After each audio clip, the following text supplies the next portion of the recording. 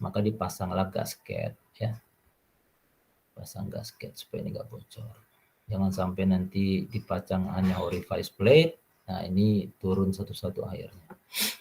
Tapi memang waktu teknik memasangnya juga ada tekniknya ya.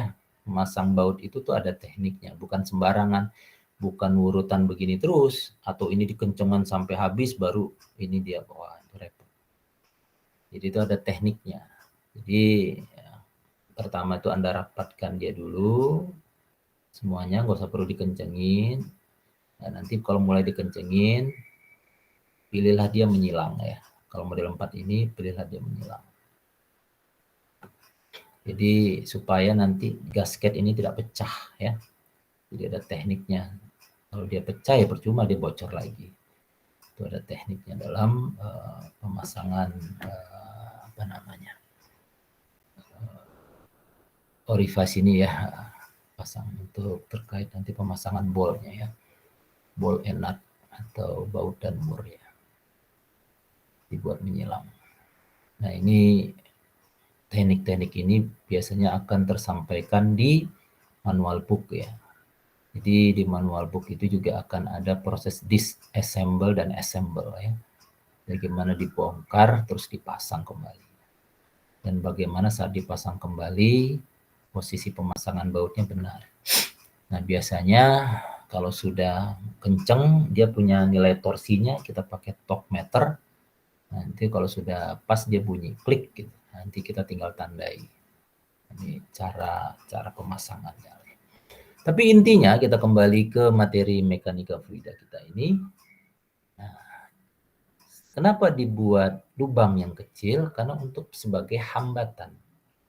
Kenapa perlu ada hambatan? Supaya terjadi beda tekanan. Kenapa perlu diketahui beda tekanan? Supaya kita bisa mengukur flow-nya.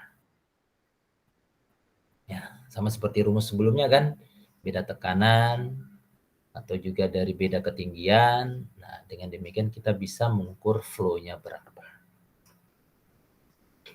Nah, prinsip perhitungannya sama seperti yang di Venturi ya. Tinggal Anda lihat aja diameter ininya berapa untuk alirannya. Dengan yang ini, tinggal dibedakan saja. Nah, ini salah satu yang penggunaan orifice meter yang ada di lab. Ini kita pada sistem PLTA ya, aliran fluida ini ke sana ya, menuju ke sana. Nah, kalau Anda lihat di sini kita lubangi, kita beri ada kayak pressure tab begitu ya. Di sini walaupun nanti kita pasangnya keran. Nah, kerannya tadi nanti kita akan alirkan fluidanya baik sebelum masuk orifice dan setelah keluar orifice, kita masukkan ke incline manometer dan itu terpasang satu-satu. Nah, begitu fluidanya mengalir, baru tinggal kita baca berapa sih flow rate-nya. Ya, atau kecepatan laju aliran fluidanya. Tinggal dibaca saja di sini.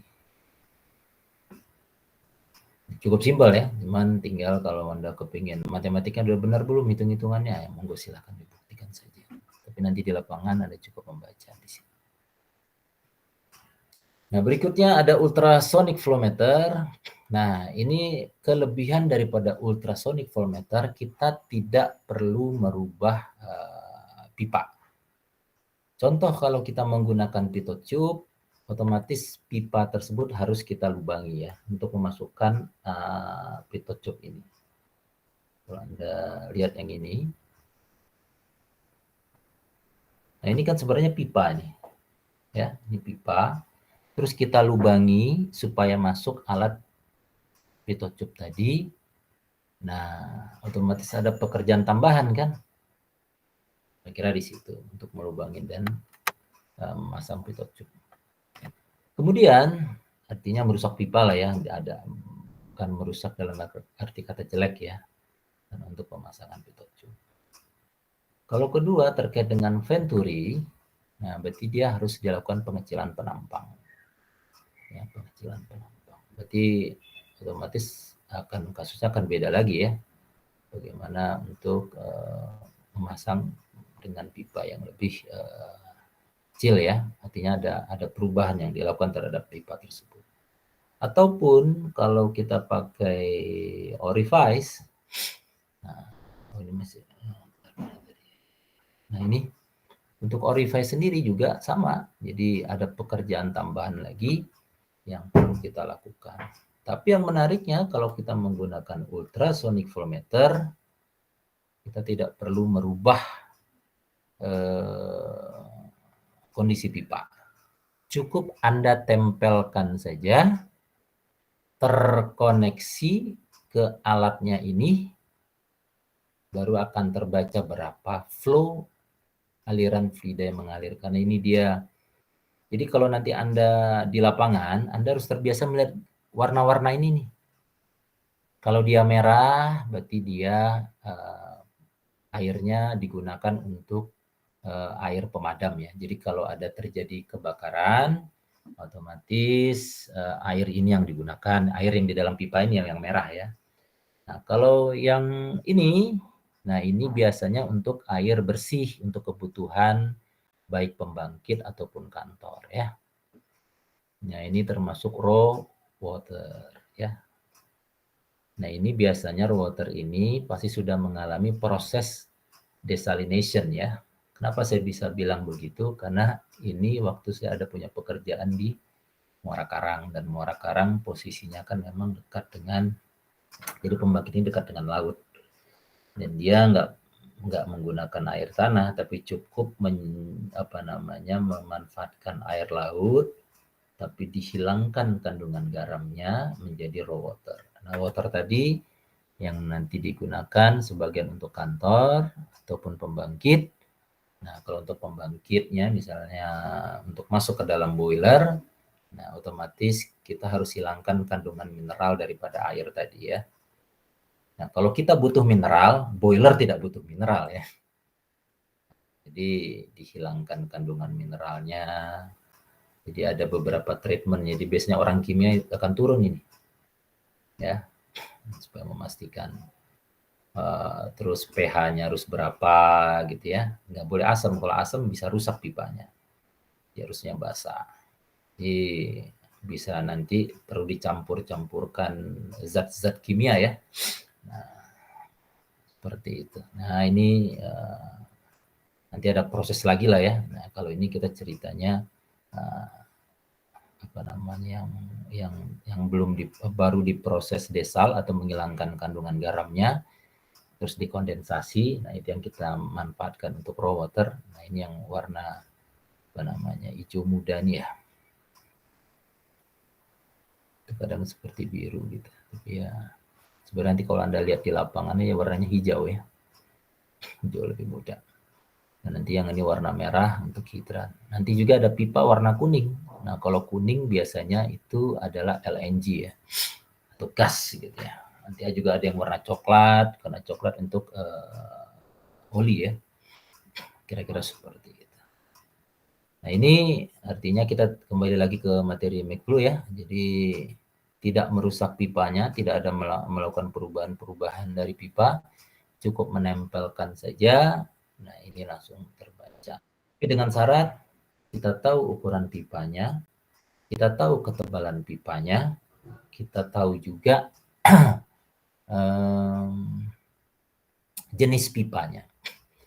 Jadi kalau fluida mengalir, ini pasti akan ada getaran di pipa ya. Jadi sebenarnya indikatornya sederhana. Kalau Anda memastikan nih fluidanya ngalir nggak nih, Anda pegang aja pipanya. Nah, kalau Anda pegang pipanya itu ada terasa getaran, kemungkinan besar fluidanya sedang terdistribusi mati mengalir. Saya kira seperti itu ya. Nah, ini tinggal dibaca saja prinsipnya. Nah, ini yang waktu ada di lab kemarin. Nah, alatnya seperti ini. Nah, ini ada bahasanya apa ya? Untuk probe-nya atau apa gitu ya. Nah, ini nanti kalau Anda lihat ini terhubung, nanti satu ditempel di sini, yang satu ditempel di sini gitu ya. Nah, dengan kalau Anda melihat anak panahnya, berarti itu harus disesuaikan dengan arah aliran fluida mengalir. Nah, makanya nanti Kalau di lapangan itu nanti akan ada panahnya. Nih kalau Anda perhatikan serius, ini ada panah putih ini ya.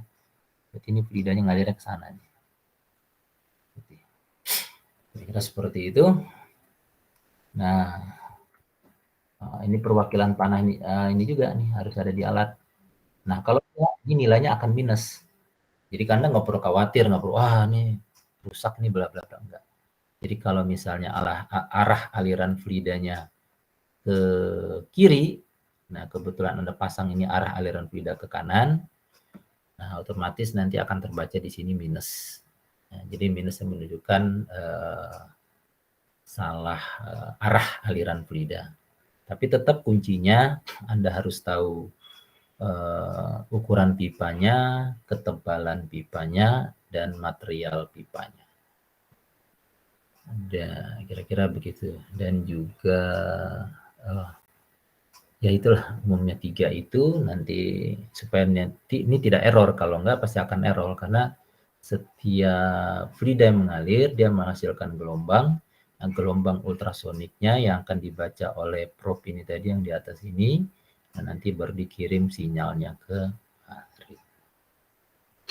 Kira-kira seperti itu yang ada di lab kemarin. Oke, demikian. Ada yang mau ditanyakan? Izin bertanya Pak. Silakan. Itu yang slide 13 yang penturimeter kan ada rumus Q sama dengan CD dikali K kali delta H. Itu K-nya itu apa ya Pak? Oke. Ya, harus saya ulang lagi tadi ya.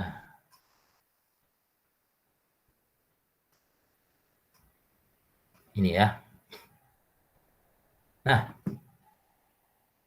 seperti saya nyampaikan tadi bahwa penampang ini A1 ya, A2 itu kan sudah punya ukuran nih. Ibarat kalau diameternya misalnya 1 in, ini setengah in, Anda kan pasti bisa mengukur luasannya kan. Nah, karena ini luasannya sudah fix, gravitasi juga sudah fix. Nah, ini semua angka ini dikeluarkan, itulah nilai K. Baru yang berubah adalah H-nya kan, makanya delta, akar dari H. Jadi yang semua ini dikeluarkan, nah, akar 2 dikeluarkan, akar 2 kali 9,81 kan pasti punya angka tuh. Nah, itu ini luasan ini juga punya angka. Nah, punya angka itu menjadi nilai K. Berarti konteksnya bahwa untuk menghitung flow pasti akan pengaruh daripada luas penampang besar dan kecil dan pengaruh daripada level cairan fluida atau pressure-nya. Kira-kira begitu. Jadi ini kalau ditanya berapa apa nilai K lah, tergantung nih. Masukkan aja angka-angka ini, tinggal nanti kali dengan akar H. Begitu. Bagaimana Mustafa? Iya, sudah Pak. Tapi ada pertanyaan lagi sih. Tapi Ya. di luar materi ini. Oke, silakan. Kan kemarin tuh di Garut itu ada kebocoran pipa ya, PLTMH Cirompang. Itu katanya kan airnya itu menyembur ke atas. Katanya itu di berita itu kebocoran pipanya itu disebabkan oleh pergeseran tanah sehingga pipa tertekan mengakibatkan pipa bocor. Itu gimana Pak penjelasannya? Kalau pipa bocor, terus airnya nyembur ke atas, berarti itu fluida tekanannya tinggi ya. Tekanan tinggi dia naik. Tapi kalau dia terjadi pergeseran mengakibatkan adanya retak di pipa, itu bisa jadi. Jadi tinggal dilihat dia terpasang di mana pipa tersebut. Nah, biasanya di pipa tadi antar pipa dia punya jarak kan ada yang di apa namanya ya?